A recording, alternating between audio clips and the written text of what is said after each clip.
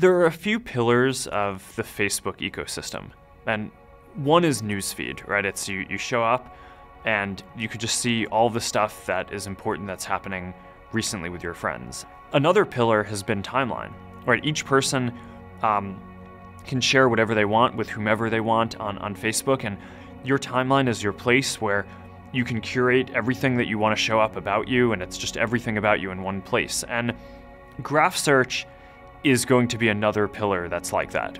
So there's really simple things that people want to do. They want to find all the photos they've liked.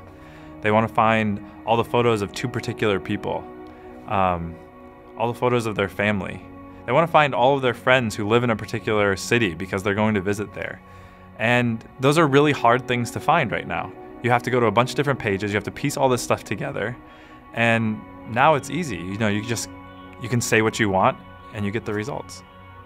In web search, it's very often the case that, if you do a search for, Apple and I do a search for Apple, we're basically going to get the same results. Maybe I'll get like slightly more technical results based on, Apple Computer, and maybe you might care about the fruit a little bit more, but they're not that different from each other. Whereas on Facebook, when you do the same searches, we get completely different sets of results because of the depth of personalization that we do. The types of questions that we can solve are kind of the slightly nuanced and social questions that you wouldn't typically think to ask of a search engine, that you wouldn't typically think that the internet could solve for. There's a lot to be said for taste, like what movie should I go and see? What bands might I like based on the friends that I have?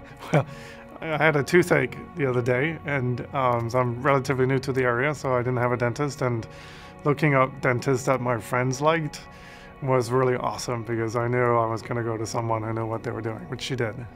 It's interesting because most people today don't think about Facebook as a place to discover places where they could go eat or things that they could go do.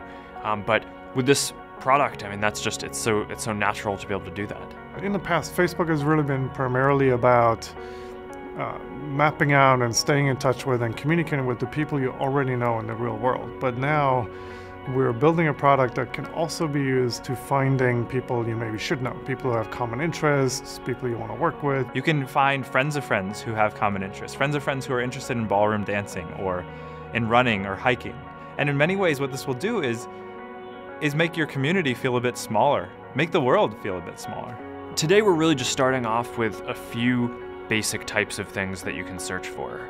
People, photos, places, pages for businesses, and that's just the start. We wanted to get this out as early as possible so we could get feedback from users, iterate, make the product better, and get it to a point where we can launch this to everyone. We just view this as a project that we're going to be working on for years and years to come, but as it gets more complete, it's just going to be this amazing resource for a lot of people around the world to use.